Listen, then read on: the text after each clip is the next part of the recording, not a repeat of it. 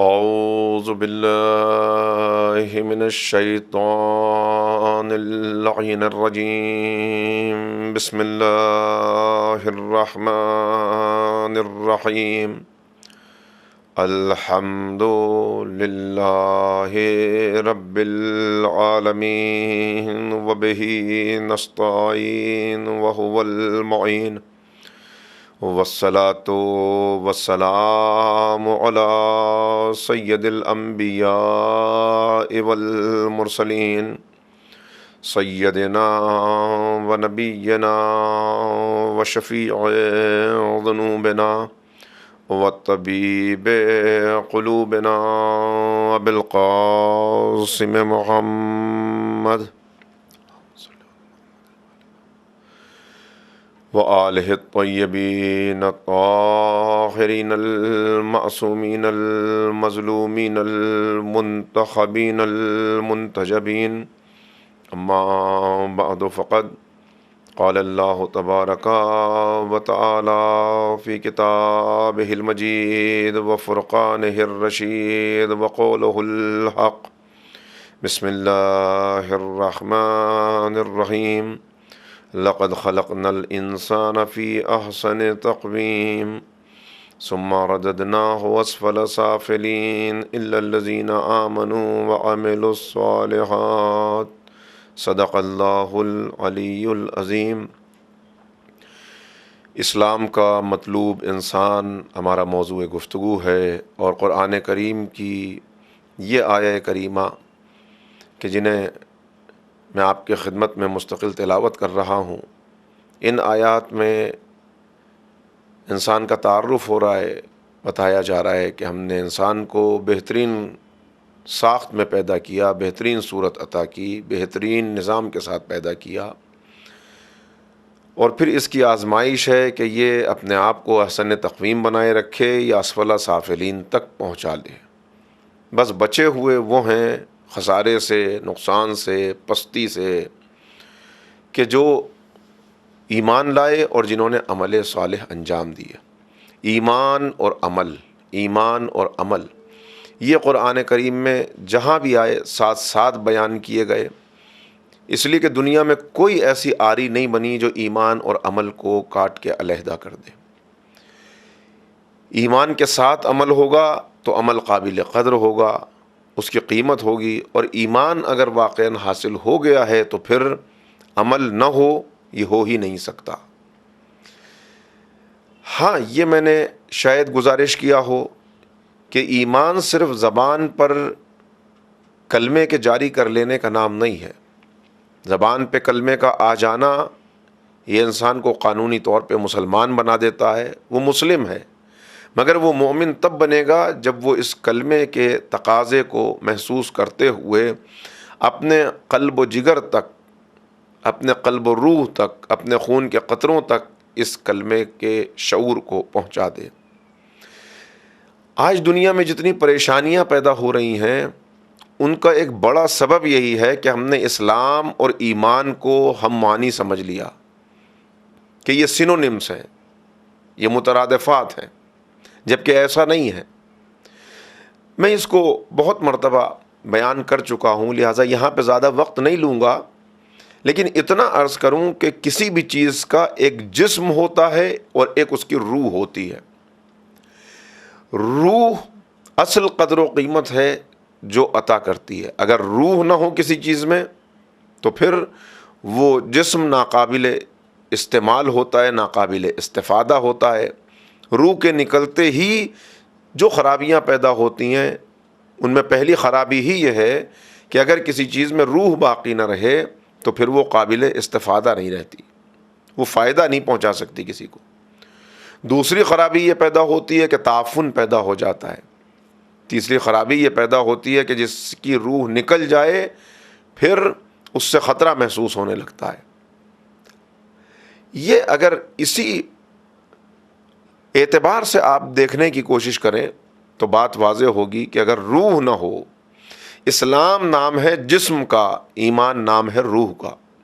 روح ہے تو اسلام کی قدر و قیمت ہے، اور اگر روح نہیں ہے تو پھر یہ زبانی کلمہ انسان کو قانونی طور پہ مسلمان تو بنا سکتا ہے. ہاں اب اس کی گواہی قبول کر لی جائے گی، اس کو بیٹی دی جا سکتی ہے، وراثت میں اس کو حصہ ملے گا اس لیے کہ اس نے کلمہ پڑھا، یہ مسلمان ہے. لیکن واقعاً جو ایک مومن کا حقیقی کردار ہوتا ہے، جو ایک مومن کی صفات ہوتی ہیں، جو انسان دنیا کو فائدہ پہنچانے والا انسان ہوتا ہے، وہ خصوصیات اس میں نہیں مل پائیں گی، اور اسلام کا مطلوبہ کردار، اسلام کا مطلوب انسان ہمارے سامنے نہیں آ سکے گا. روح جب نکل جائے، میں آیا، آپ نے مجھے مدعو کیا، میری بیٹے کی سالگرہ ہے، آپ تشریف لائیے گا. میں حاضر ہوا، میں نے کہا آپ کے بیٹے کے لیے ایک بڑا اچھا تحفہ لے کے آیا ہوں، ایک بڑا خوبصورت بلی کا بچہ ہے. انہوں نے کہا یہ تو آپ نے اچھا کیا، اس لیے کہ اسے پسند بھی بہت ہے. میں نے کہا مگر ایک خرابی ہے، اس کی روح نکل چکی ہے، مردہ ہے، مرا ہوا ہے. تو آپ نے کہا آپ کیسا مذاق کر رہے ہیں، یہ کیا حماقت ہے، یہ کیسی باتیں ہیں، کہیں مری ہوئی چیز تحفے میں دی جاتی ہے. تو جب روح نکل جائے، پہلی خرابی یہ پیدا ہوتی ہے کہ وہ ناقابل استفادہ ہو جاتا ہے. اسلام کا اولین مقصد ہی ہے سب کو فائدہ پہنچانا. اگر اسلام سب کو فائدہ پہنچا رہا ہے تو اس کا مطلب وہ اسلام ہے. اور اگر اسلام بھی ہے اور خود غرضی بھی ہے، اسلام بھی ہے اور دھوکہ بھی ہے، اسلام بھی ہے اور جرم بھی ہے، تو اس کا مطلب کہ یہ زبان تک محدود رہ گیا، اس اسلام کے اندر ایمان شامل نہیں ہے. یہ مسلمان تو ہو سکتا ہے مگر مومن نہیں ہو سکتا. قرآن کریم کا واضح طور پر اعلان ہے جو مسلم ہوگا وہ مجرم نہیں ہوگا. اس لیے کہ ایمان حاصل ہوتے ہی پھر انسان مکمل طور پہ خود سپردگی کے مرحلے میں آ جاتا ہے، مکمل تسلیم و رضا، میرا اپنا کچھ بھی نہیں ہے. جو بات میں نے کل عرض کی تھی اور جہاں تک گفتگو پہنچی تھی کہ ایک مرحلہ تو یہ ہے کہ میں نے اس چیز کو حاصل کیا اپنی عقل کے ذریعے، اپنی طاقت کے ذریعے، اپنی محنت کے ذریعے. یہاں انسان بھول جاتا ہے کہ جو میں نے حاصل کیا یہ کرم کسی اور کا ہے، یہ عطا کسی اور کی ہے. لہٰذا ہمیں دونوں ایکسٹریم سے بچنا ہے. نہ ایسی گفتگو کہ جس کے اندر اللہ کا کوئی ذکر نہ ہو، اور نہ ایسا مرحلہ کہ جہاں انسان صرف اللہ پر بھروسہ کرنے کی باتیں کر رہا ہو. بھروسہ نہیں ہے وہ حقیقی، اس لیے کہ اللہ نے تو واضح طور پہ کہہ دیا کہ پہلے تم عمل کرو، لیس للانسان الا ما سعی، عمل کرو. تمہارے عمل کا مرحلہ جب طے ہو جائے تب میرے آگے ہاتھوں کو پھیلا دو، پھر دیکھو کہ میں کس طرح تمہیں ایک نیا انسان بنا دیتا ہوں، کس طرح تمہارے سامنے نعمتیں اور انعامات میرے آتے ہیں اور کتنا میں تمہیں عطا کرتا ہوں. مگر پہلے تمہیں کوشش کرنی پڑے گی، تمہیں کوشش کرنی پڑے گی. لہٰذا میری عقل، مجھے یاد آئی بات تو عرض کر دوں، جناب ایوب نے اپنے ہاتھوں کو پھیلا رکھا ہے اور کہہ رہے ہیں کہ اے معبود میری سخت آزمائش ہوئی، ہر مرحلے کے اوپر میں صبر کرتا چلا گیا. میرے مویشی مر گئے، میں نے صبر کیا. میرے بیٹے ایک ایک کر کے انتقال کر گئے، میں نے صبر کیا. میری فصلیں تباہ ہو گئیں، میں نے صبر کیا. میری دولت ختم ہو گئی، میں نے صبر کیا. میں بیمار ہو گیا، میں نے صبر کیا. بستی والوں نے مجھے نکال دیا، میں نے صبر کیا. اتنی سخت بیماری میں، غربت، فاقہ مست زندگی، مگر میں صبر کرتا گیا. یعنی بار بار کہہ رہے ہیں میں نے صبر کیا، میں نے. بس ایک مرتبہ آواز آئی، ایوب تمہیں صبر کی یہ توفیق کس نے دی؟ بس یہ سننا تھا. فوراً احساس ہوا کہ کہاں مجھ سے ترک اولا ہو رہا تھا. اپنی پیشانی کو خاک پہ رکھ دیا، اپنی پیشانی کو رگڑ کے کہا اے معبود یقیناً اگر تیری عطا نہ ہوتی، تیرا کرم نہ ہوتا، تیری توفیق نہ ہوتی تو میں ان آزمائشوں میں ثابت قدم نہ رہ سکتا تھا. میری کیا طاقت، تو میں نے حاصل کیا، لیکن جس عقل سے حاصل کیا، جس پر کہہ رہے ہیں میں نے اپنی عقل سے اتنی کامیابی حاصل کر لی، اتنی ترقی دے دی اپنے بزنس کو، یہ عقل کس نے عطا کی؟ یہ عقل اسی نے عطا کی. اگر اس نے دیوانہ بنا کے پیدا کیا ہوتا تو پھر کہاں سے یہ حاصل کر لیتے ہیں، یا عقل کے بعد بھی بہت عقل مند ایسے ہیں جو گمناموں کی زندگی گزار دیتے ہیں. کسی کو شہرت نہیں مل پاتی، کوئی بہت مشہور ہو جاتا ہے، کسی کو عزت نہیں مل پاتی، کوئی بہت عزت حاصل کر لیتا ہے. یہ سب کی آزمائشیں ہیں، فیصلہ اسی کا ہے، عطا وہ کرتا ہے. تم کوشش کرو اور اس کے بعد یہ یقین رکھو کہ وہ کسی کی کوشش کو بھی رائے گا نہیں جانے دیتا. بس ہر چیز جناب داؤد کہہ رہے ہیں، یا وہی نازل ہوئی جناب داؤد پر کہ اے داؤد تمہیں معلوم ہے ہم نے فلاں بوڑھے کو تمہارا جنت میں پڑوسی قرار دیا ہے. جناب داؤد نے سنا، بس ایک مرتبہ دل چاہا کہ میں دیکھوں تو صحیح جنت میں میرا پڑوسی کون ہے، اس کے اندر کیا خوبیاں ہیں کہ جنت میں وہ ایک نبی کا ہمسایہ قرار پایا. کہا معبود میں اس سے ملنا چاہتا ہوں. بتا دیا گیا جاؤ فلاں بازار میں چلے جاؤ، تمہاری اس سے ملاقات ہوگی. جناب داؤد اپنے بیٹے جناب سلیمان کو لے کر پہنچ گئے اس بازار میں. دیکھا ایک بوڑھا شخص ہے، انتہائی بوڑھا ہے، اور اپنی کمر پر لکڑیاں لیے ہوئے بازار کی طرف آ رہا ہے. بازار میں پہنچا، اس نے کہا کوئی لکڑیوں کو خرید لو. خریدار آیا، لکڑیاں خرید لیں. جو قیمت اسے ملی اس قیمت سے اس نے کچھ گیہوں خریدا. اس کے بعد چلنے لگا اپنے گھر کی طرف. تو جناب داؤد نے کہا کہ اے بزرگوار، ہم یہاں پردیسی ہیں، کیا یہ ممکن ہے کہ ہم آج آپ کے مہمان ہو جائیں؟ بس ایک مرتبہ بوڑھا خوش ہو گیا، وہ ضعیف خوش ہو گیا. اس نے کہا آئیے آئیے، میری قسمت کیا آپ میرے مہمان ہیں. جانتا نہیں ہے کہ نبی خدا ہیں، بس ایک مہمان مجھے مل گیا، اسی پہ شکر خدا ادا کر رہا ہے. لے کر آیا. جناب داؤد بیان کرتے ہیں کہ اس نے لا کے بڑے احترام سے ہم دونوں کو بٹھایا. اس کے بعد چکی میں اس نے وہ گیہوں پیسا. ہم نے چاہا کہ ہم مدد کر دیں، مگر اس نے کہا آپ مہمان ہیں، آپ تشریف رکھیں. گیہوں پیسا، روٹیاں پکائیں، اور اس کے بعد دسترخوان بچھا دیا. ہم بھی کھانے بیٹھ گئے اس کے ساتھ. کہا اب دیکھا ہر ہر لقمے پر شکر خدا ادا کرتا جاتا ہے، ہر ہر لقمے پہ شکر خدا، الحمدللہ الحمدللہ الحمدللہ. کا جب کھانا کھا چکا تو اس کے بعد اس نے اپنے ہاتھوں کو پھیلا دیا. کیفیت یہ تھی کہ اس کی آنکھوں سے مسلسل آنسو جاری تھے، اور وہ کہہ رہا تھا اے میرے معبود تیرا شکر ہے، تو نے وہ درخت اگایا کہ جس درخت کی سوکھی لکڑی میں نے کاٹی. تیرا شکر ہے کہ تو نے مجھے یہ طاقت عطا کی کہ میں اس لکڑی کو کاٹ سکا. تیرا شکر ہے کہ جب وہ لکڑی لے کر میں بازار میں پہنچا تو اس کا خریدار تو نے بازار میں بھیج دیا. تیرا شکر ہے کہ اس لکڑی کو بیچنے کے بعد جو پیسے میرے ہاتھ میں آئے اس سے گیہوں خریدنے کے لیے گیہوں بازار میں مہیا تھا. تیرا شکر ہے کہ تو نے وہ گیہوں اگایا، تو نے وہ گیہوں پیدا کیا. اے معبود سب کچھ تو تو نے کیا، میں نے کیا کیا، میں نے کیا کیا، میں کیسے تیرا شکر ادا کر سکتا ہوں. کہ یہ کہتا جا رہا ہے اور آنکھوں سے آنسو بہتے جا رہے ہیں. بس جناب داؤد نے جناب سلیمان کو مخاطب کر کے کہا اس کا یہی شکر ہے کہ جس نے اس کو جنت میں ایک نبی کا ہمسایہ بنا دیا.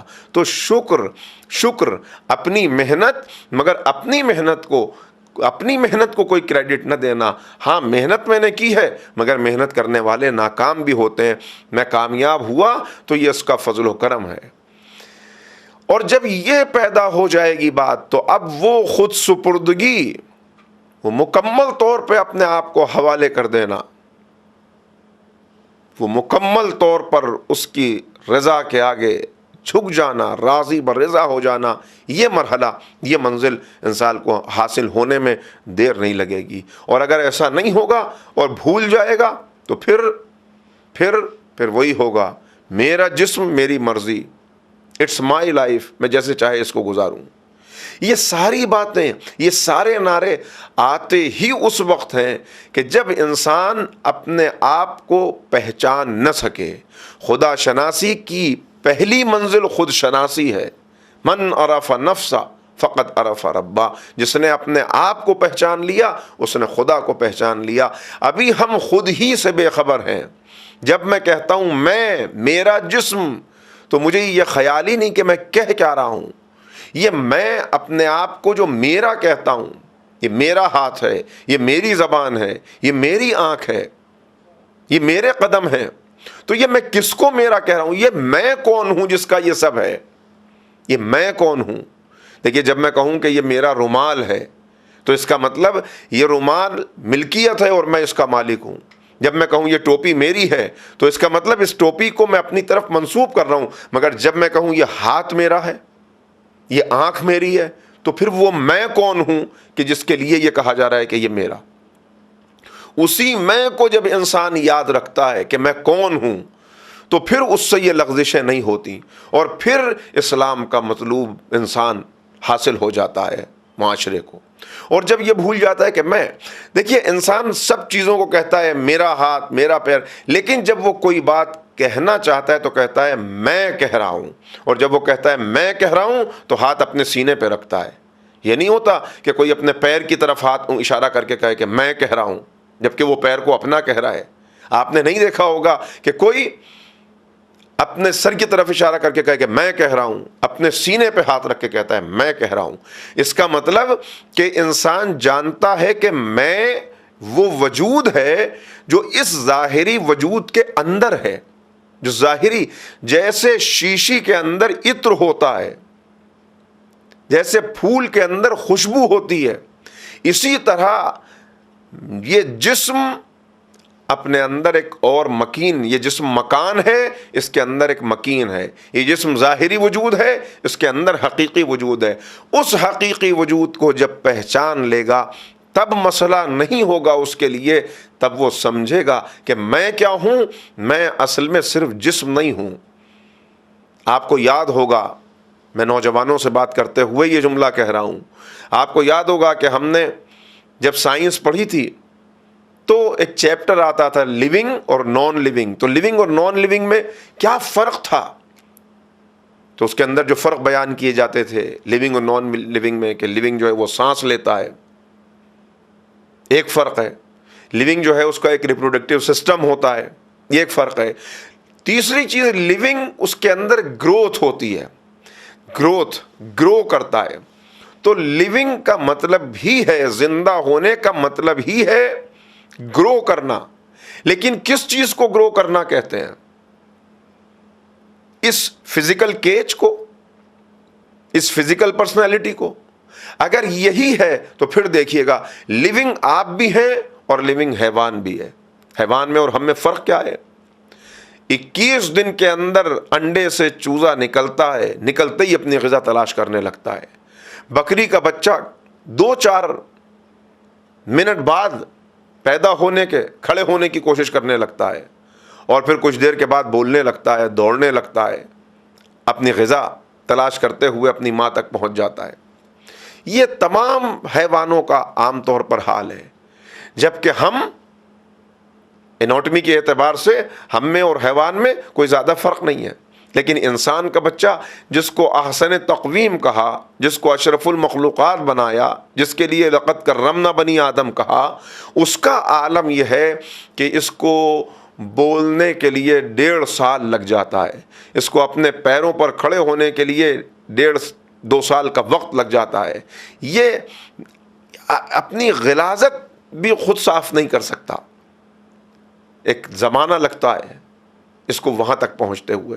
تو پھر کس اعتبار سے، یعنی اگر ہم دیکھیں تو یہ جو ہمارا فزیکل ایگزسٹنس ہے، یہ جو ہماری باڈی ہے، اگر ہم صرف باڈی ہیں تو باڈی ہونے کے اعتبار سے بھی ہم اکثر جانوروں سے زیادہ کمزور ہیں. وہ اس باڈی کے اعتبار سے بھی ہم سے زیادہ طاقتور ہیں. پھر ہم احسن تقویم کیوں ہیں؟ پھر ہم اشرف المخلوقات کیوں ہیں؟ سونگھنے کی صلاحیت کتے میں زیادہ ہے، دیکھنے کی صلاحیت باز میں زیادہ ہے، طاقت ہاتھی کے اندر زیادہ ہے، پھرتی چیتے کے اندر زیادہ ہے، مچھلی تیرنے کی صلاحیت رکھتی ہے، پرندہ اڑنے کی صلاحیت رکھتا ہے. ان میں سے کوئی صلاحیت ہمارے اندر اس درجے کی نہیں ہے کہ جیسی بعض حیوانات کے اندر موجود ہے. لیکن اس کے باوجود اشرف ہم ہیں، اشرف المخلوقات ہم ہیں. اچھا، انسان ترقی کرتا بھی چلا جائے، اگر فزیکل اعتبار سے ہی انسان کے بڑھنے کو، انسان کے گرو کرنے کو، کہ جسم اس کا بڑھ رہا ہے، اسی کو اگر ترقی کہیں، تو اس کے بعد بھی آپ دیکھیں گے کہ پھر انسان جب ترقی کر کے اپنی آخری منزل تک پہنچ جاتا ہے جسمانی اعتبار سے، تب بھی بہت سے حیوانات سے بہت کمتر ہے جو وہ رہ جاتا ہے، بہت سے حیوانات سے. عام طور پہ حیوانوں میں آپ نے نہیں دیکھا ہوگا کہ ان کو اوبیسٹی کی پرابلم ہو، انسان کو خبر ہی نہیں ہے، کھاتے ہوئے اتنا کھا لیتا ہے کبھی کبھی کہ اس کے بعد پھر مختلف قسم کی بیماریاں ہیں جن میں یہ مبتلا ہو جاتا ہے۔ تو اس کو یہ صلاحیت دی گئی کہ اس کو کتنا کھانا ہے یہ اسے معلوم ہے۔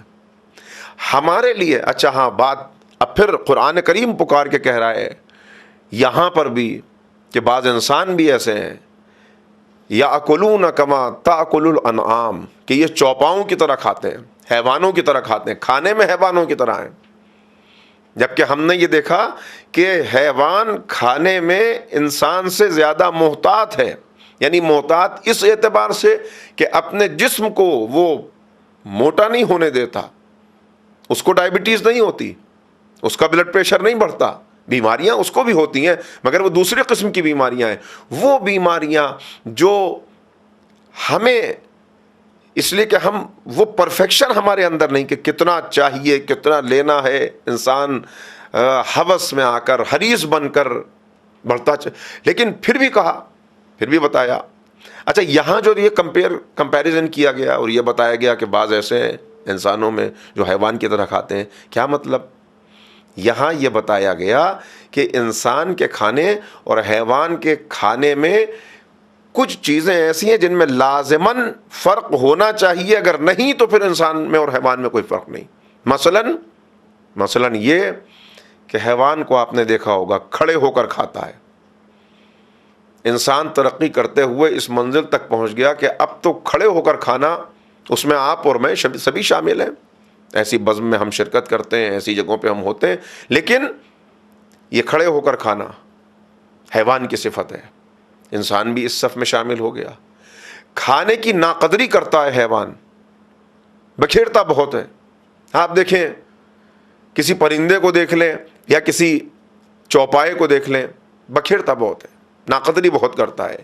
اب یہ ترقی پسند ہونے کی علامت بن گیا کہ آپ اپنی پلیٹ کو ہاف فنش چھوڑ دیں، بس ہاف فنش کریں، اس کے بعد باقی کو رہنے دیں۔ اگر پورا کھا لیا، کہاں سے آئے ہیں، ایک ایک دانہ ایسے چاٹ گئے، ایسے صاف کر لیا، چھوڑ دینا، یہ علامت ہے ترقی کی۔ اس لیے قرآن کہہ رہا ہے۔ تیسری چیز، آپ نے حیوان کو نہیں دیکھا ہوگا کبھی کہ کھانے میں یہ کوئی تمیز کرتا ہو۔ دیکھیے دونوں باتیں میں آپ کی خدمت میں عرض کر رہا ہوں۔ حیوان کی خوبی کھانے میں اس کی یہ ہے کہ وہ کبھی انسانوں کی طرح کھانے کی وجہ سے بیماریوں کا شکار اکثر حیوان نہیں ہوتے، بعض ہو بھی جاتے ہیں، حریص ہوتے ہیں کھانے میں، لیکن اکثر نہیں ہوتے۔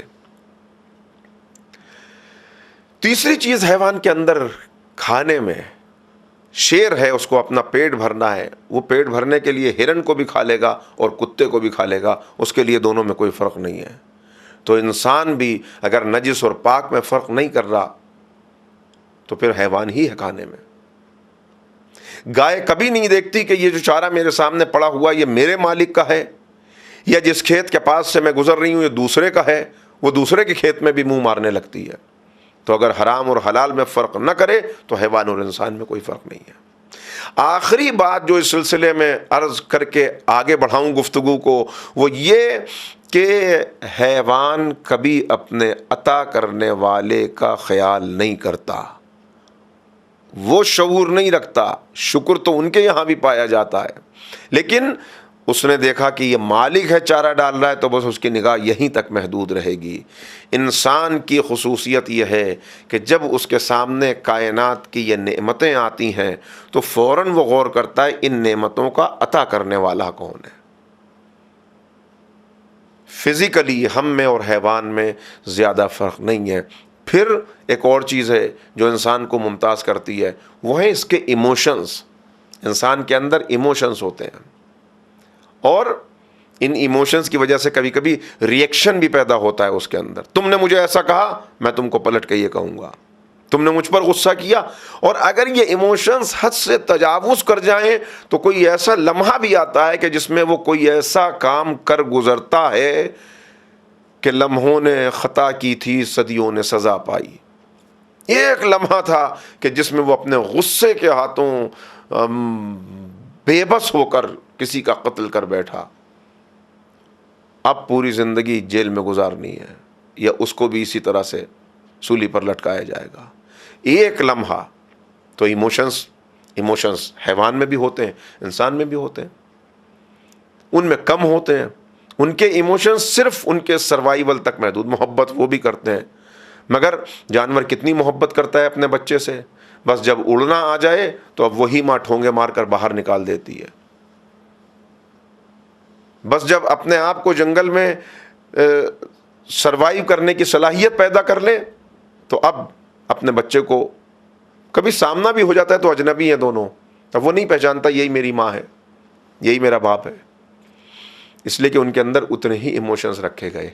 लेकिन इंसान, औलाद कितनी ही बड़ी हो जाए और वालिदैन कितने ही ज़ईफ़ हो जाएं, वो रिश्ता ख़त्म नहीं होता, वो इमोशंस ख़त्म नहीं होते।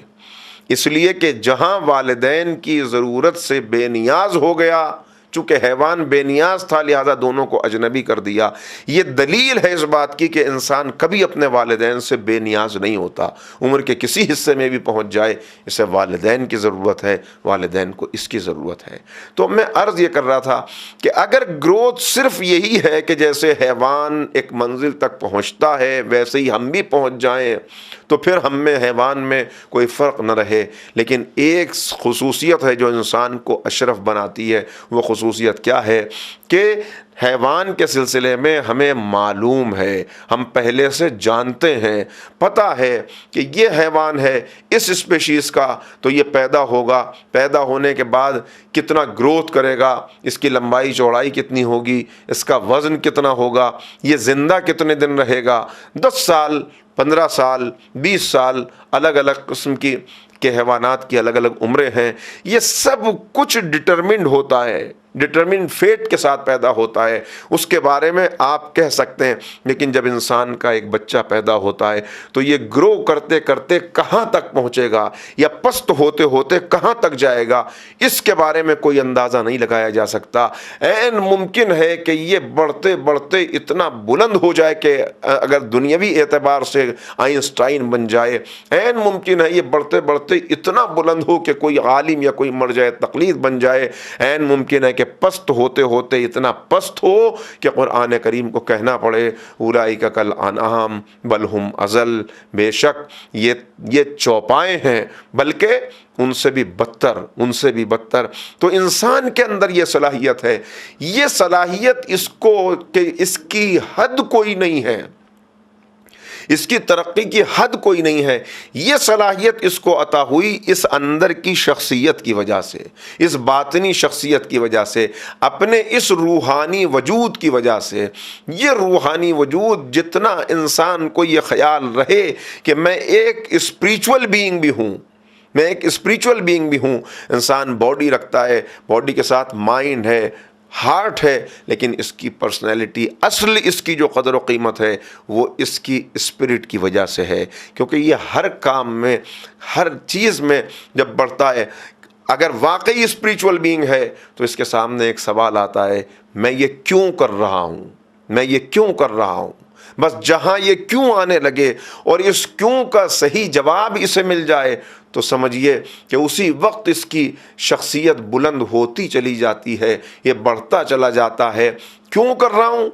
बहुत से लोग हैं, क्यों कर रहा हूँ? इसलिए कि अच्छा मकान बना सकूँ। क्यों कर रहा हूँ? इसलिए कि अच्छी ज़िंदगी गुजार सकूँ। क्यों कर रहा हूँ? इसलिए कि अच्छा लिबास पहन सकूँ। इतनी मेहनत क्यों कर रहा हूँ? इसलिए कि बॉस खुश हो जाए और तनख्वाह ज़्यादा बढ़ जाए। इतनी मेहनत क्यों कर रहा हूँ? इसलिए कि अपनी कंपनी के आला मनसब तक पहुँच सकूँ। बस अगर यहीं तक इसकी शख्सियत महदूद है तो आप अंदाज़ा लगा सकते हैं कि ये स्पिरिचुअली कितना स्ट्रॉन्ग है, कितना इस ग्रो किया है। फिर एक दूसरा इंसान है, क्यों कर रहा हूँ? इसलिए कि मेरे लिए वालिदैन ने बड़ी ज़हमतें उठाई हैं, उन्होंने लोगों के घरों में काम कर कर के मुझको पढ़ाया है। अब मैं इस मंजिल तक पहुँच सकूँ कि उन्होंने जो कुछ मेरे लिए किया मैं उसका हक़ तो नहीं अदा कर सकता, लेकिन अब कम से कम इस मंजिल तक पहुँच जाऊँ कि मैं अपने साथ साथ उनको भी उनकी खिदमत का सिला दे सकूं, उनकी खिदमत करके कुछ ان کا حق ادا کرنے کی کوشش کر سکوں۔ یہ ظاہر ہے کہ پہلے والے انسان کے مقابلے میں کچھ ذرا زیادہ قد والا ہے۔ پھر ایک اور ہے، بھئی آپ کیوں ایسا کر رہے ہیں؟ آپ کہاں تک پہنچنا چاہتے ہیں؟ کہ اس منزل تک پہنچنا چاہتے ہیں۔ کیوں پہنچنا چاہتے ہیں؟ کہ اس لیے کہ میری بستی میں غربت بہت ہے، میں چاہتا ہوں کہ میری بستی والے بلند ہو جائیں، میری بستی سے غربت ختم ہو جائے، لہٰذا میں یہاں محنت کر کے اس منزل تک پہنچوں گا کہ میرا خواب ہے اپنی بستی میں جا کر ایک اتنی بڑی انڈسٹری قائم کروں گا کہ اس کے بعد میری بستی ترقی کرے اور ہر گھر کے اندر تمام آرام و آسائش کے سامان بھی مہیا ہو جائیں اور ایک اچھی زندگی سب کو مل جائے۔ یہ اس سے اور کچھ بلند ہے۔ اور پھر ایک شخص ہے جو کہتا ہے میں کروں گا تاکہ میں پوری انسانیت کی خدمت کر سکوں، جتنا مجھ سے ممکن ہو اتنا ہر انسان کے کام آ سکوں۔ جتنا یہ شعور پیدا ہوتا چلا جائے گا اتنا اسلام کا مطلوب انسان حاصل ہوتا چلا جائے گا۔ اس لیے کہ اسلام جو چاہتا ہے وہ صرف یہ نہیں کہ تم مسجد کے اندر اچھے مسلمان بن کے رہو اور جب باہر نکلو تو پھر بھول جاؤ کہ ہم تو اپنا اسلام مسجد تک چھوڑ کے آ گئے۔ نہیں، تم مسلمان رہو، چاہے مسجد میں ہو، چاہے بازار میں ہو، چاہے گھر پہ ہو، چاہے لوگوں کے درمیان ہو، ہر جگہ یہ احساس رہے کہ تمہیں اچھا بن کے رہنا ہے، ایک مومن بن کے رہنا ہے۔ اور یہ آتا ہے ایمان کے ساتھ، اس لیے کہ اسلام کی روح ہے ایمان۔ جب روح نکل جائے تو پریشانیاں بہت پیدا ہوتی ہیں۔ میں نے عرض کیا تھا جب روح نہ ہو تو تعفن پیدا ہونے لگتا ہے، تعفن سے لوگ بھاگنے لگتے ہیں۔ اسلام میں بھی جب روح نکل جائے گی تو پھر طالبانی اسلام سامنے آ سکتا ہے کہ جس کو دیکھ کر لوگ بھاگنے لگیں۔ اگر روح نکل جائے تو ڈرنے لگتے ہیں۔ باپ ہے، باپ کے پہلو میں ساری زندگی لیٹنے والا بیٹا، آج باپ کا انتقال ہو گیا، روح نکل گئی، اس سے کہیے رات بھر اپنے باپ کے ساتھ لیٹ جاؤ، یہ نہیں لیٹ سکتا۔ اسے معلوم ہے کہ کوئی حرج نہیں ہے، لیکن ایک ڈر، ایک خوف پیدا ہو گیا۔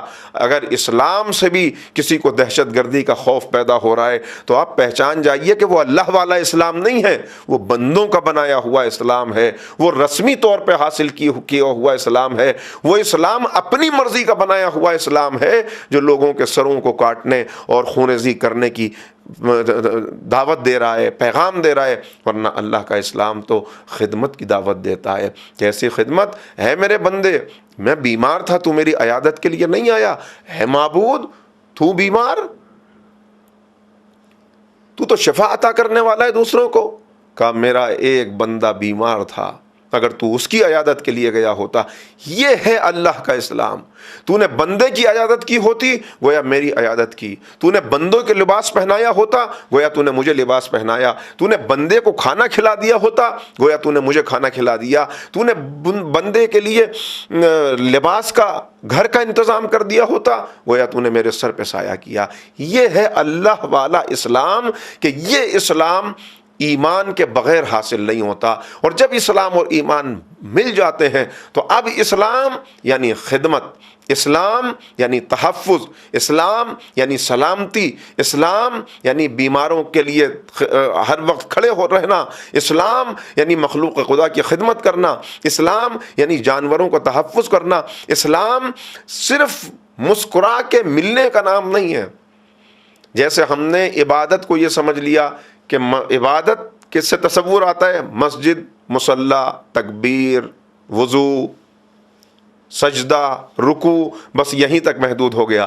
اسی طرح جب کوئی لفظ اخلاق ہمارے سامنے بولتا ہے تو اخلاق سے ہمیں سمجھ میں آتا ہے ایک مسکرا کے ملنے والا انسان جو مسکرا کے بات کرتا ہو، نرمی سے بات کرتا ہو۔ یہ ایک حصہ ہے اخلاق کا، لیکن یہ اخلاق نہیں ہے۔ مسکرا کے ملنے والا، بہت سے سیلز مین کو ٹریننگ دی جاتی ہے کہ اپنا پروڈکٹ بیچنا ہے تو ہر ایک سے مسکرا کے ملو۔ کیا یہ با اخلاق ہے؟ اخلاقی اعتبار سے یہ ایک بہت اچھی شخصیت، ایک مورل بینگ ہے؟ نہیں۔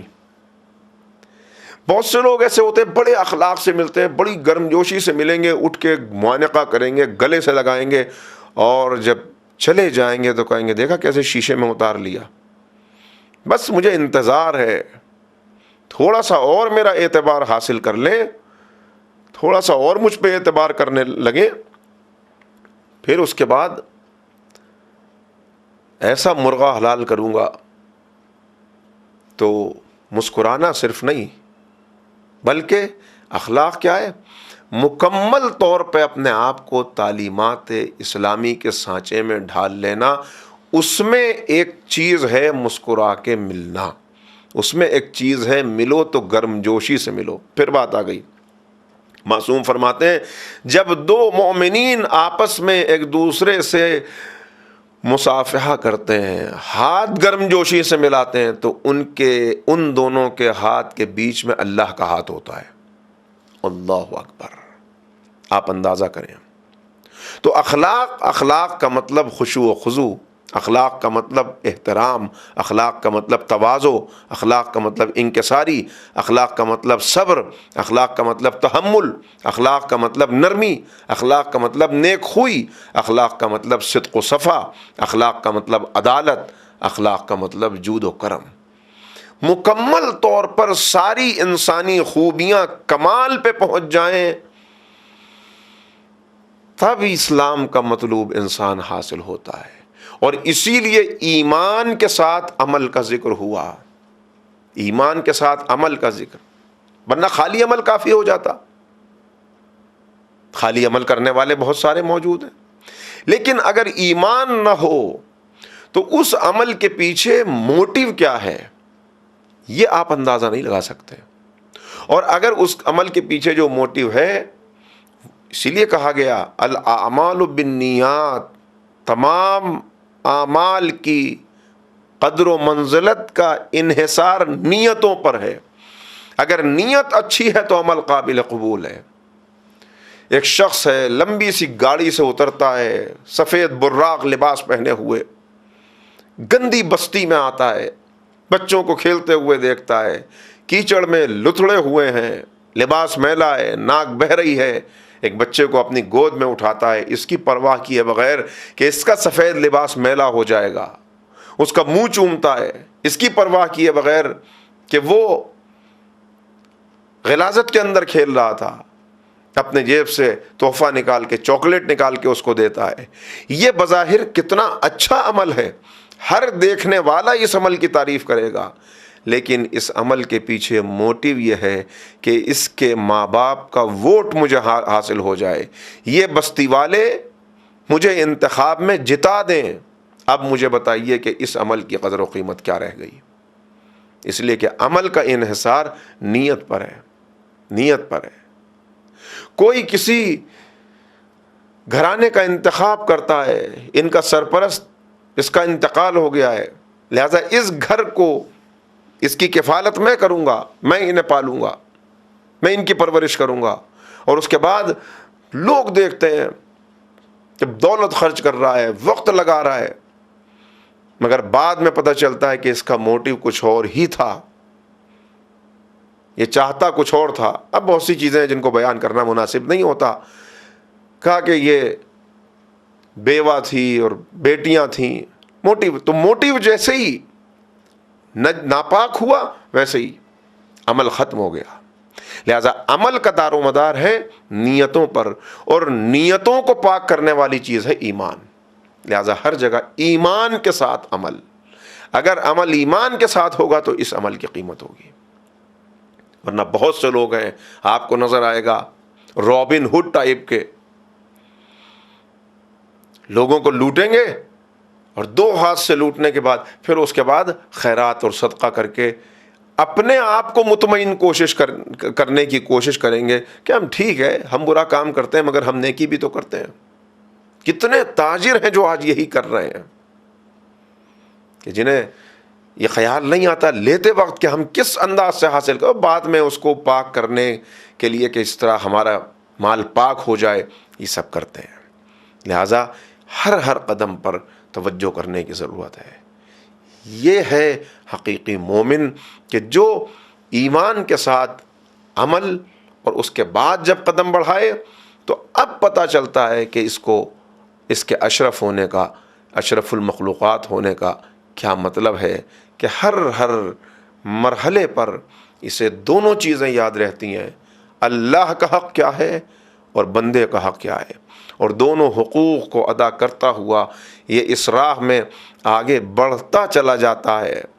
مولا کائنات فرماتے ہیں کہ مومن کیا ہے؟ المؤمن دائم الذکر، جو ہمیشہ اللہ کا ذکر کرتا رہتا ہو۔ اور ذکر کا مطلب کیا ہے؟ ہمیشہ تسبیح پڑھتا رہے، ہمیشہ وظیفہ کوئی اس کی زبان پر رہے؟ نہیں، ذکر کا مفہوم جو تعلیمات اہل بیت کی روشنی میں بات سامنے آتی ہے، ذکر کا اصل مطلب یہ ہے کہ اللہ کی نعمتوں کو اللہ کی معصیت میں استعمال نہ کرے۔ نعمتیں دی ہیں تو ان نعمتوں کا شکر یہ ہے کہ اللہ کی مخالفت میں ان نعمتوں کو استعمال نہ کرنا۔ یہ ہاتھ نعمت ہے، آنکھ نعمت ہے، یہ زبان نعمت ہے۔ اسی لیے عام انسان جب اپنے لیے کسی مقصد کا تعین کرتا ہے تو اس مقصد کو حاصل کرنے کے لیے بائی ہک اور بائی کروک وہ آگے بڑھتا رہتا ہے، بس مجھے یہ حاصل کرنا ہے اور حاصل کرنا ہے۔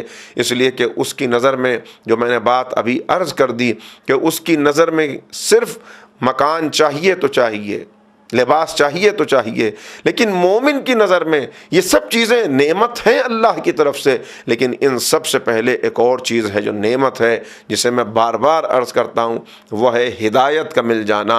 اور ہدایت وہ پارس پتھر ہے، پارس سنا ہے آپ نے؟ پارس پتھر وہ ہوتا ہے کہ اگر وہ کسی کو مل جائے تو اس کے بعد جب لوہا اس سے چھوتا ہے تو سونا بن جاتا ہے۔ تو اب اس کو پارس مل گیا تو اب اس کو کسی اور چیز کی ضرورت نہیں ہے، لوہے سے سونا بناتا چلا جائے۔ اسی طرح ہدایت ہے، ہدایت وہ پارس ہے کہ جس سے مس ہونے کے بعد ہر چیز ایمان کے دائرے میں آتی چلی جاتی ہے۔ اگر ہدایت مل گئی، ہدایت کے بعد اولاد ملی تو اولاد بھی نعمت، گھر ملا تو گھر بھی نعمت، مال آیا تو مال بھی نعمت، مکان ملا تو مکان بھی نعمت، لباس ملا تو لباس بھی نعمت، حکومت ملی تو حکومت بھی نعمت۔ جو کچھ ملے ہدایت کے ساتھ ملے۔ یہ جملہ میں کہتا ہوں بار بار کہ ہدایت کے بغیر اگر نعمت ملے گی تو وہ انسان کے لیے باعث مصیبت بنے گی۔ ہدایت کے بغیر دولت ملے گی تو قارون کی دولت بنے گی، ہدایت کے ساتھ دولت ملے گی تو خدیجہ کی دولت بن جائے گی، کہ جسے اللہ اپنا مال کہتا ہوا نظر آئے گا، جسے اللہ پیغمبر پہ کے لیے کہے گا کہ ہم نے آپ کو غریب پایا تو غنی کر دیا۔ تو ہدایت کے ساتھ، ایمان کے ساتھ یہ ساری چیزیں حاصل ہوتی چلی جائیں اور انسان قدم آگے بڑھاتا چلا جائے۔ یہ خیال رہے کہ انسان کے اندر پوٹینشلی صلاحیت موجود ہے، صلاحیت موجود ہے۔ ایک تو بات یہ عرض کر دی کل میں نے آپ کی خدمت میں کہ اللہ آزمائش لیتا ہے اس کی طاقت کے اعتبار سے۔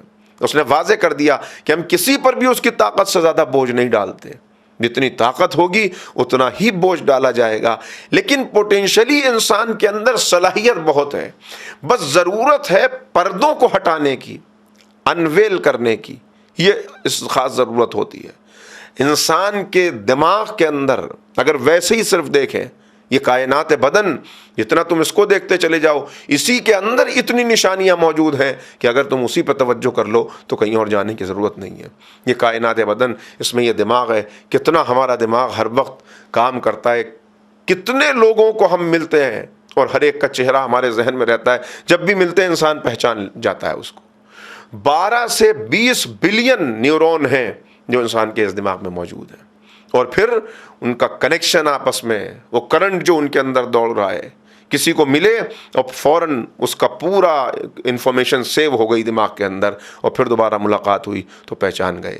جبکہ اب تک آئنسٹائن کے دماغ کو دیکھا گیا کہ اتنا اعلیٰ دماغ، تو پتہ چلا ابھی صرف 2% دماغ استعمال ہوا ہے، تو اگر اس دماغ کا 2% استعمال کر لے تو آئنسٹائن بن جاتا ہے۔ اگر اس دماغ کو مکمل طور پہ انسان استعمال کر لے، یہی تو بتایا گیا ہے کہ وہ وقت آئے گا کہ جب اس زمین پر سبزہ ہی سبزہ ہوگا، جب اس زمین سے ظلم و جور کا خاتمہ ہو جائے گا، جب اس زمین پہ عدل کی حکومت ہوگی۔ اور پوچھا گیا کہ امام کے ناصروں کی شان کیا ہوگی، تو کہا امام ان کے سر پہ ہاتھ رکھیں گے اور ان کی عقل بلوغ کی آخری منزل تک پہنچ جائے گی۔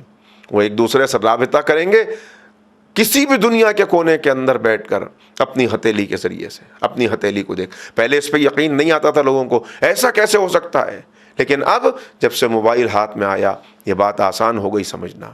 تو اب جب 2% کا کمال یہ ہے تو اسلام امام علم کو ترقی دینے کے لیے آ رہے ہیں، اس لیے کہ اسلام آگے بڑھانے کا نام ہے، پیچھے ہٹانے کا نام نہیں ہے. تو علم کو ترقی دے. 2% دماغ کام کر رہا ہے تو اتنا اعلیٰ انسان دنیا کے سامنے آ گیا. تو اگر 100% کسی کا دماغ کام کرنے لگے تو پھر اس کے لیے تو غیب بھی حال ہو جائے، اس کے لیے تو مستقبل بھی حال ہو جائے، غیب غیب نہ رہے، شہود ہو جائے. تو یہ مرحلے ہیں جو طے کرنے ہیں. مگر کب پوٹینشل ہے، اس کو انویل کرنے کی ضرورت ہے، ان پردوں کو ہٹانے کی ضرورت ہے. اور یہ پردے کب ہٹیں گے؟ یہ ہٹیں گے اس وقت کہ جب اپنے اندر ان انسانی صفات کو بڑھانے کے لیے مسلسل کوشش کرتا رہے انسان. خصوصیات ہیں بہت سی جو دنیا کے اندر پائی جاتی ہیں، مگر جب ان خصوصیات کو اپنی ذات میں جمع کر لیتا ہے، ظاہر ہے کہ انسان کے اندر ساری خصوصیات کمال تک نہیں پہنچ سکتی، لیکن جتنا ممکن ہو کسی ایک خصوصیت کو تو ایسا ہو کہ اس کو کمال تک انسان پہنچا دے، وہاں تک لے آئے. اسی کی دعوت دینے کے لیے بار بار اللہ نے اپنے انبیاء و مرسلین کو بھیجا. نعمتوں کو دسترخوان سجا ہوا ہے. مولا فرماتے ہیں نہج البلاغہ میں کہ ہم جاتے نہیں نا ایک دوسرے کے یہاں، بھئی کیسے جائیں، انہوں نے ہمیں انوائٹ نہیں کیا. کہ اللہ نے اپنی نعمتوں کو دسترخوان سجا کر تمہیں دعوت دینے کے لیے اپنے انبیاء کو بھیج دیا. اس کے نبی آتے رہے اور تمہیں دعوت دیتے رہے، آؤ آؤ. اور اس دعوت پر لبیک کہنے والے اگر نوجوان ہو جائیں، اس لیے کہ نوجوان کسی قوم کے وہ اگر بیدار ہوں، اگر ان کا شعور بیدار ہو تو پھر وہ قوم ترقی کرتے ہوئے بہت آگے بڑھ جاتی ہے. نوجوانوں میں بیداری آ جائے. استاد انصاریان نے واقعہ بیان کیا. وہ کہتے ہیں کہ ایک بزرگ تھے، بڑی اچھی گفتگو کرتے تھے اور نوجوانوں کو ان کی گفتگو بہت پسند تھی. نوجوانوں کو بڑی جلدی متاثر کر لیا کرتے تھے اور اتنی اچھی تبلیغ کرتے تھے کہ نوجوانوں کی تعداد مسجد میں بڑھنے لگی صرف ان کی اکیلی شخصیت کی وجہ سے. کہ انہوں نے واقعہ بیان کیا ایک شخص کا جس کا نام خسرو ہے، ناصر خسرو. اس نوجوان کے بارے میں بیان کرتے ہوئے وہ کہنے لگے کہ یہ نوجوان تبریز کے علاقے میں رہا کرتا تھا اور اس کا عالم یہ تھا نوجوان کا کہ انتہائی دیندار. باپ اس کا کوئی حرام و حلال کا زیادہ لحاظ نہ کرتا تھا، لہذا باپ بیٹے میں اس بات پر اکثر اختلاف ہو جاتا تھا کہ وہ دیندار بننے کی دعوت دیتا تھا اپنے باپ کو اور باپ نظر انداز کر دیتا تھا. کہا کہ ایک دن یہ اختلاف اتنا بڑھا کہ اس نے دیکھ لیا اور کہا کہ بابا آپ تو میری بات مانتے نہیں ہیں، لہٰذا اب اس گھر میں میرے لیے رہنا مشکل ہے. اور یہ کہہ کے ناراض ہو گیا کہ شاید اس سے اصلاح ہو جائے والد کی کہ بیٹا چھوڑ کے چلا گیا. وہ یہاں سے چلا گیا اور جا کے مشہد میں جا کے رہنے لگا. کہا کہ پورا سال گزر گیا. اس کے بعد محرم کا وقت تھا تو محرم میں ہر ایک کو اپنا وطن یاد آتا ہے. وہ بھی محرم میں پلٹ کے آیا. کہ جب وہ آیا تو اتفاق سے یہ جس علاقے کا واقعہ ہے اس علاقے میں محرم میں مجالس کا انعقاد تو ہوتا ہی ہے، اس کے ساتھ بچوں کو سمجھانے کے لیے وہ جو کچھ جگہ کا اپنا عزاداری کا ایک کلچر ہوتا ہے تو اس میں الگ الگ کردار بنائے جاتے ہیں. ایک شخص جو ہے وہ حرملہ کا کردار ادا کر رہا ہے، ایک شمر کا کردار ادا کر رہا ہے. تو اس وقت شمر کا کردار ادا کرنے والا جو جوان تھا وہ اتفاق سے بیمار پڑ گیا اور وہ اس لائق نہ رہا کہ کردار ادا کر سکے. تو اس نوجوان سے کہا گیا کہ بھائی کوئی موجود نہیں ہے اس وقت اور ایسا ایسا ہو گیا، سب آئیں گے، لہذا تم یہ کردار ادا کر لو. یہ تیار ہو گیا کردار ادا کرنے کے لیے. اس نے وہ کردار ادا کیا شمر کا. باپ بھی اس کا موجود تھا وہاں پر، وہ اس کو دیکھ کے پہچان گیا. بعد میں یہ گھر آ گیا اسی دن رات میں. جب گھر آیا تو اس نے والد نے اس سے کہا کہ تم نے کچھ کھایا ہے؟ کہا کہ کھایا تو نہیں ہے، بھوکا ہوں. کہا کہ وہاں پہ کھانا رکھا ہوا ہے، کھا لو. تو اب جب یہ وہاں پہ آیا کھانا کھانے کے لیے، دیکھا تو کھانا جو رکھا ہوا تھا اس میں سے جو سالن تھا اس کے اندر کوئی چوہا گرا پڑا تھا. تو اس نے باقی کھانا کھا لیا، وہ چوہا چھوڑ دیا، وہ چوہے کی وجہ سے وہ سالن چھوڑ دیا۔ بعد میں والد نے پوچھا کہ بھائی کیا ہوا، کھانا کھا لیا؟ کہاں کھا لیا۔ کہا یہ چھوڑ کیوں دیا؟ کہا اس کے اندر چوہا پڑا ہوا تھا۔ تو والد نے طنز کے ساتھ کہا کہ ابھی تک تمہارے تقوی کا یہ بھوت اترا نہیں ہے، ابھی تک تمہارا یہی عالم ہے۔ اور پھر غصے میں آ کے کہا کہ 1 سال کے بعد تو لوٹ کے آیا تو شمر بن گیا، شمر کا کردار ادا کرنا تھا، کیا تو علی اکبر کا کردار نہیں ادا کر سکتا تھا؟ تو بیٹے نے سر جھکا کے ایک جملہ کہا کہ جس گھر میں کھانے نجس غذا بیٹوں کو کھلائی جاتی ہو وہاں کے بیٹے شمر ہی بن سکتے ہیں، علی اکبر نہیں بن سکتے۔ یہ کہہ کے وہ چلا گیا۔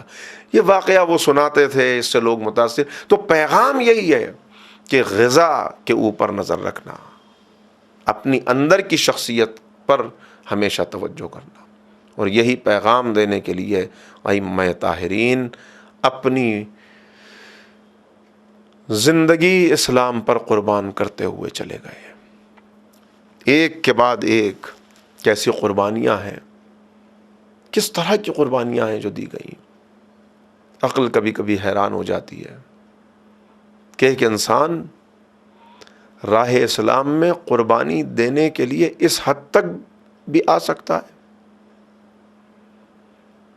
جناب ابراہیم کے واقعہ صرف واقعہ بن کے رہ جاتا اگر ہمارے سامنے کربلا کی مثال نہ ہوتی، کہ جہاں دیکھا خود سپردگی کرنے والے کیسے ہیں، خود سپردگی کرنے والے، کہ جہاں امام کہہ رہے ہیں اے میرے اصحاب میں تم سے راضی ہو گیا، کل میدان کارزار گرم ہوگا، یہ ظالم خون بہائیں گے، یہ میرے لہو کے پیاسے ہیں، اگر تم مجھے چھوڑ کے چلے جاؤ تو یہ تم کو تمہاری راہ میں کوئی رکاوٹ پیدا نہیں کریں گے، تم کو جانے دیں گے، جاؤ چلے جاؤ، میں تم سے راضی ہو گیا، میں بیعت اٹھائے لیتا ہوں، میں تمہیں اجازت دیتا ہوں، جائے چلے جاؤ۔ کوئی اپنی جگہ سے نہ اٹھا۔ یہ تھی ان کی خود سپردگی کہ امام نے ان کی رضا کو انہی کے حوالے کر لی دیا، مگر انہوں نے پلٹ کے کہا کہ نہیں۔ بس ایک مرتبہ کا اچھا آنکھ کی شرم بھی ہے جو انسان کو روکتی ہے۔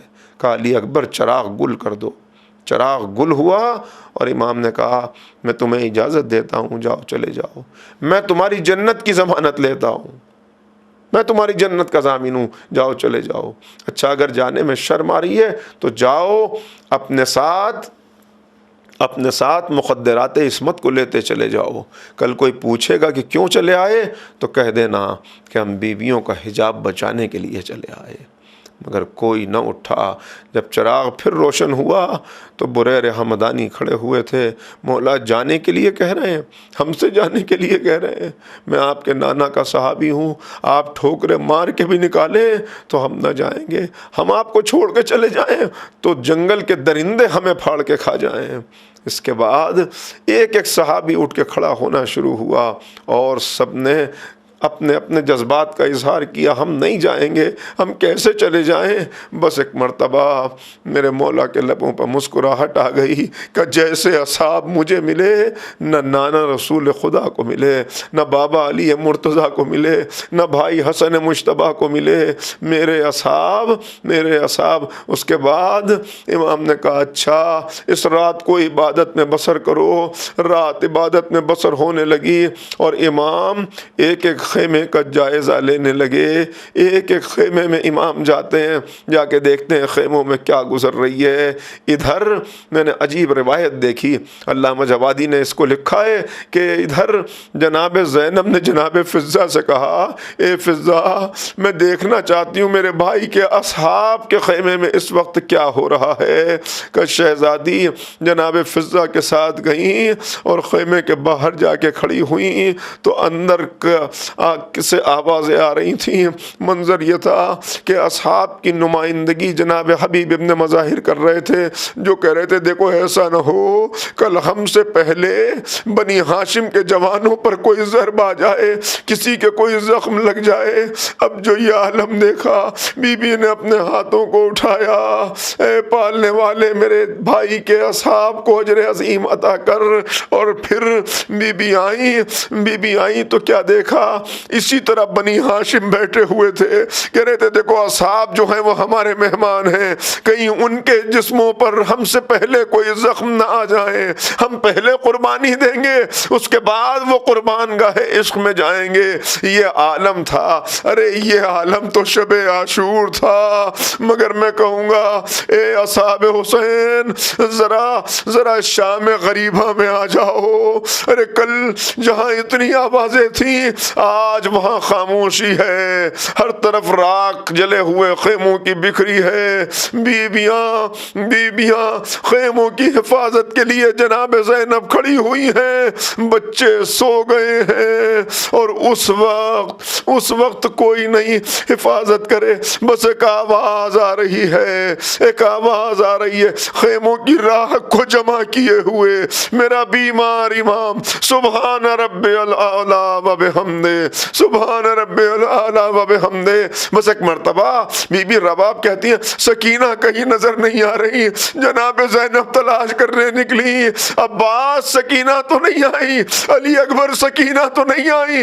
ایک مرتبہ نشیب سے آواز آئی بہن ادھر آ جاؤ. اب جو زینب پہنچی سکینہ لاش حسین سے لپٹی ہوئی.